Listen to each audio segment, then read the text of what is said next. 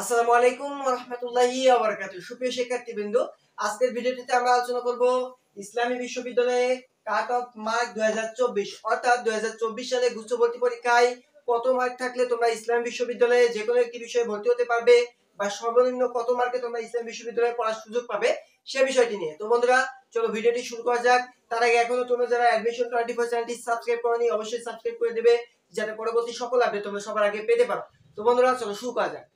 প্রথমে দেখে নেব ইসলামী বিশ্ববিদ্যালয়ের মোট আসন কতটি রয়েছে, অর্থাৎ মানবিক, বাণিজ্য এবং বিজ্ঞান মিলে গুচ্ছ ভর্তি পরীক্ষায় ইসলামী বিশ্ববিদ্যালয়ে মোট আসন রয়েছে 2095টি, অর্থাৎ 2095টি কিন্তু তিন বিভাগ মিলে মোট আসন রয়েছে। এর মধ্যে মানবিক বিভাগের মোট আসন রয়েছে 1095টি, অর্থাৎ সবথেকে বেশি কিন্তু মানবিক বিভাগের আসন রয়েছে 1095টি আসন। এটি কিন্তু বিভাগ পরিবর্তন সহ, সেহেতু এখানে 1095টি আসন রয়েছে। এর মধ্যে কিন্তু কিছু সায়েন্স এবং কমার্সের আসন রয়েছে। তো বাণিজ্য বিভাগের যে মোট আসন রয়েছে, বাণিজ্য বিভাগে 450টি আসন শুধুমাত্র বাণিজ্য বিভাগের জন্য বরাদ্দ রয়েছে। তো এর মধ্যেও কিন্তু সায়েন্স এবং কমার্সের কিছু শিক্ষার্থী কিন্তু আসন পাবে। এছাড়াও বিজ্ঞান বিভাগেরও কিন্তু মোট আসন রয়েছে 550টি। এছাড়াও বিজ্ঞান বিভাগের শিক্ষার্থী কিন্তু বাণিজ্য বিভাগের মধ্যে ভর্তির সুযোগ পাবে এবং মানবিক বিভাগের মধ্যে কিন্তু ভর্তির সুযোগ পাবে, অর্থাৎ বিজ্ঞান বিভাগের শিক্ষার্থীরা কিন্তু এই দুই বিভাগে ভর্তির জন্য সুযোগ পাবে। অর্থাৎ বিভাগ পরিবর্তন সহ কিন্তু আরো কিছু আসন সংখ্যা বিজ্ঞান বিভাগে কিন্তু বাড়বে। তো এখন যদি আমরা কাট অফ মার্কের বিষয়টি কথা বলি, তাহলে যেহেতু গতবারের থেকে কিন্তু মানবিক বিভাগে পাশের হার খুবই কম, তো মানবিক বিভাগ থেকে যেহেতু কম সংখ্যক শিক্ষার্থী পরীক্ষায় পাশ করেছে, সেহেতু আশা করছি এবারে এবছর কম মার্কেও কিন্তু মানবিক বিভাগ থেকে ভালো ভালো বিশ্ববিদ্যালয়ে ভালো ভালো বিষয়ে তোমরা চান্স পাবে। সেক্ষেত্রে কাট অফ মার্ক কত হতে পারে আমরা যদি একটু দেখি, যে যাদের 45 প্লাস মার্ক রয়েছে মানবিক বিভাগ থেকে, 45 প্লাস মার্ক নিয়ে কিন্তু তোমরা ইনশাআল্লাহ নিশ্চয়ই চান্স পাবে এবং ভালো সাবজেক্টে ভর্তির সুযোগ পাবে। এবং যারা 40 মার্ক প্লাস রয়েছে, অর্থাৎ 42, 43 আর 44 এমন রেঞ্জে যাদের মার্ক রয়েছে, তারাও কিন্তু ইসলাম বিশ্ববিদ্যালয়ে আবেদন করতে পারো।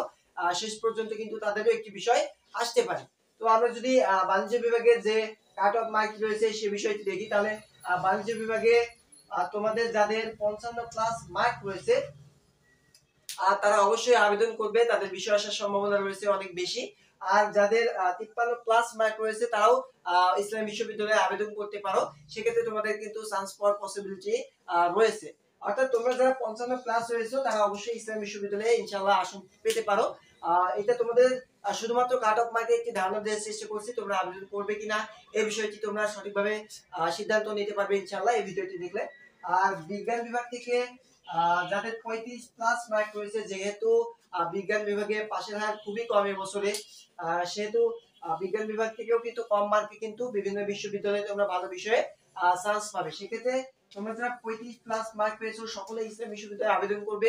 আশা করছি ইসলাম বিশ্ববিদ্যালয়ে তোমরা 35 প্লাস মার্কে আসন পাবে এবং ভর্তির জন্য সুযোগ পাবে।